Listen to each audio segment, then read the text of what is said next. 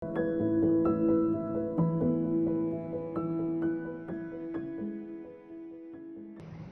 Ibu yang saudara dan terkasih dalam Tuhan Yesus Kristus, selamat berjumpa lagi di dalam program perkumpulan doa pada setiap hari Selasa pada malam hari ini. Sebelum kita mulai, bersama-sama kita akan memasuki saat teduh. Saat teduh kita mulai.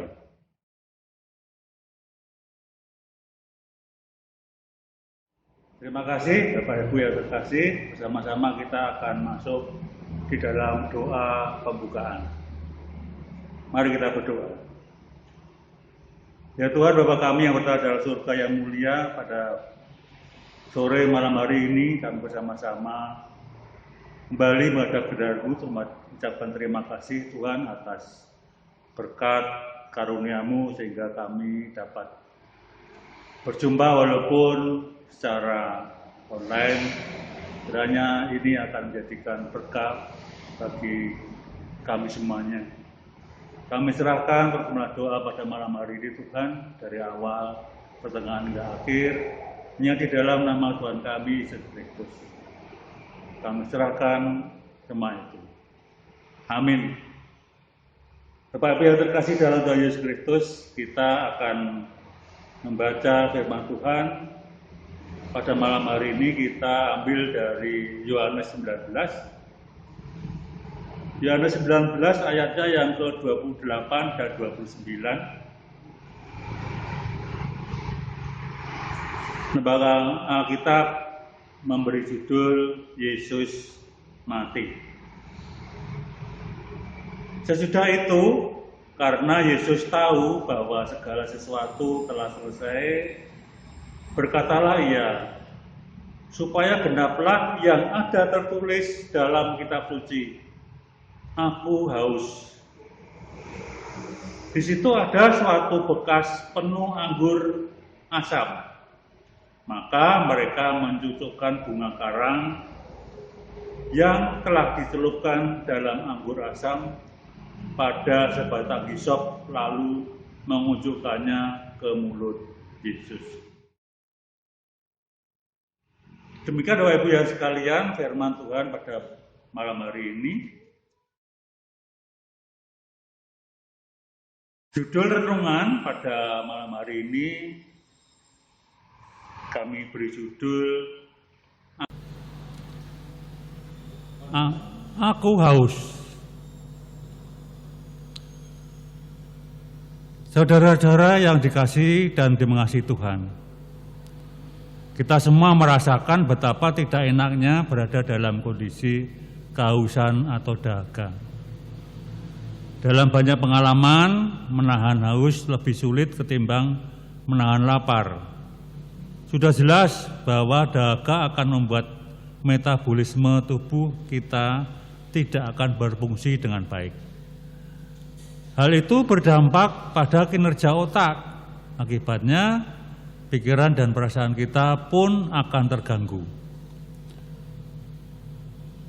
Bapak Ibu Saudara yang dikasihi dan mengasihi Tuhan, Yesus pun kehausan. Ia tercekik dahaga di atas kayu salib. Bayangkan betapa menderitanya. Apakah kehausan Yesus adalah kehausan yang biasa? Bisa dipahami mengapa Yesus kehausan.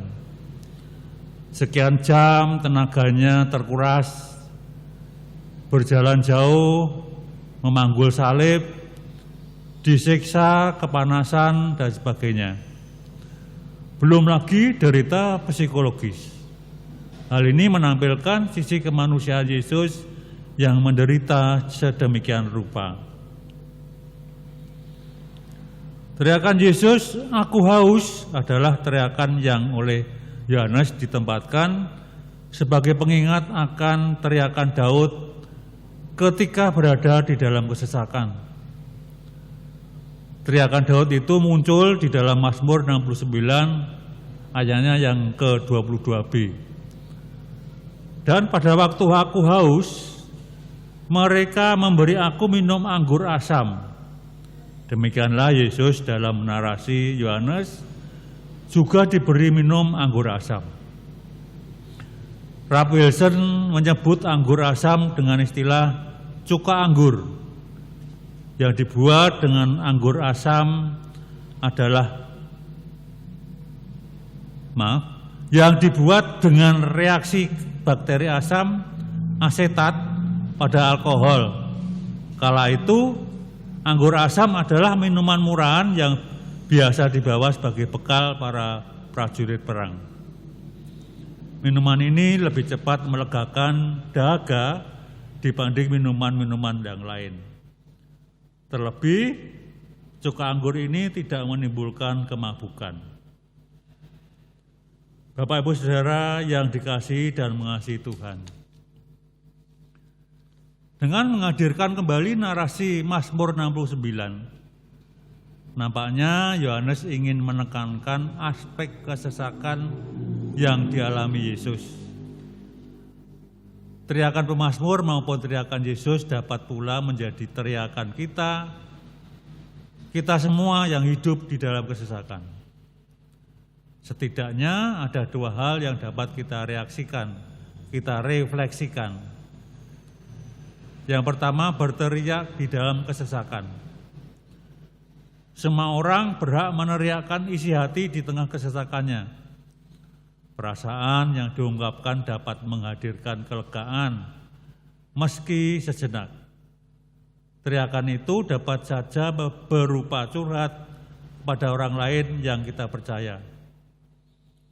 Dengan menyuarakan perasaan, kita dapat memperoleh empati dari orang lain.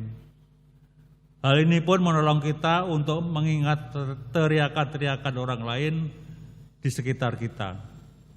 Barangkali teriakan mereka keras, barangkali lirih, barangkali bukan dengan kata-kata verbal, barangkali bahkan sunyi karena terbungkam.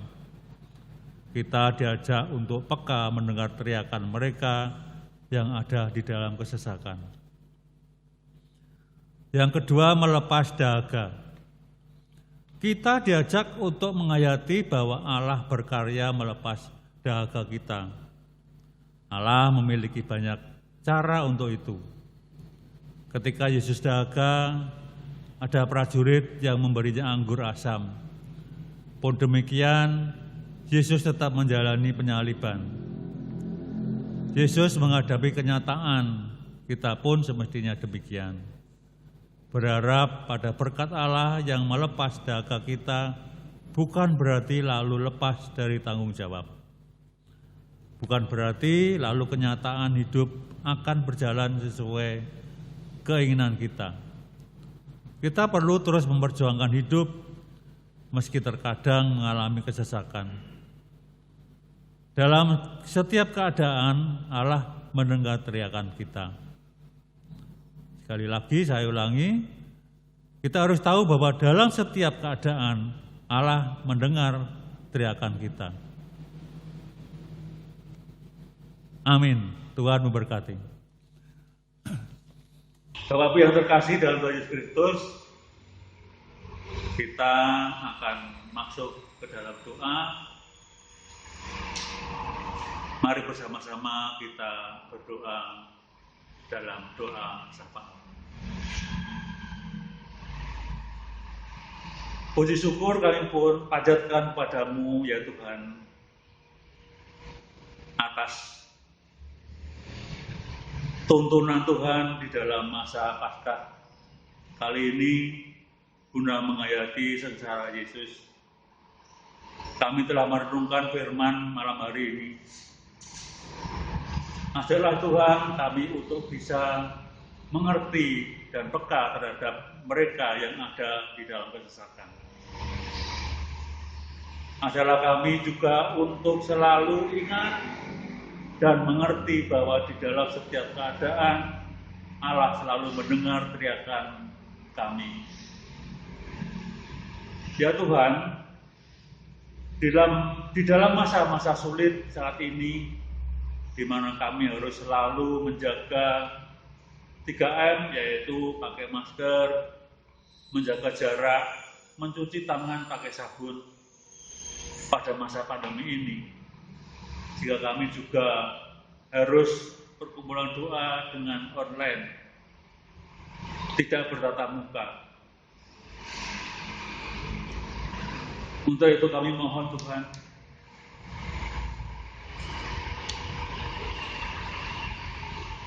Tuhan berkenan mengakhiri masa-masa sulit ini.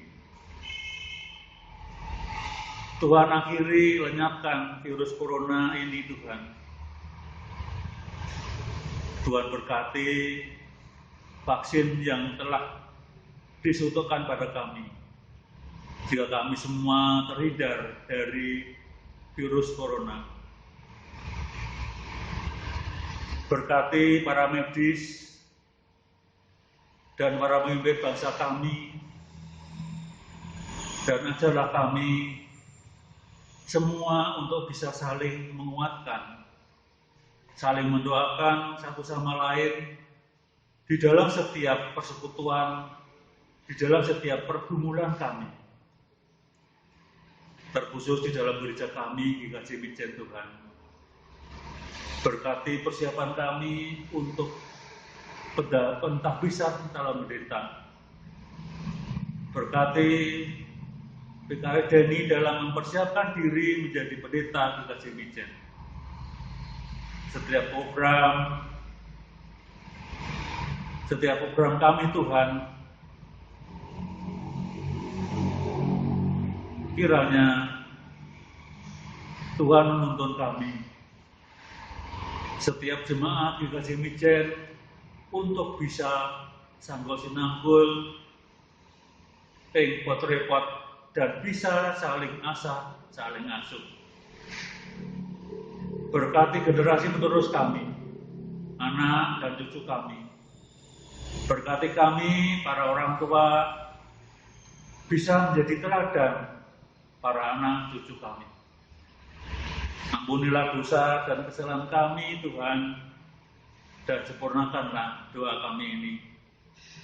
Di dalam nama Tuhan kami Yesus Kristus, kami tidak berdoa. Amin. Demikian Bapak Ibu sekalian, renungan singkat pada malam hari ini. Kiranya Tuhan memberkati dan sampai berjumpa pada lain kesempatan. Terima kasih. Tuhan memberkati.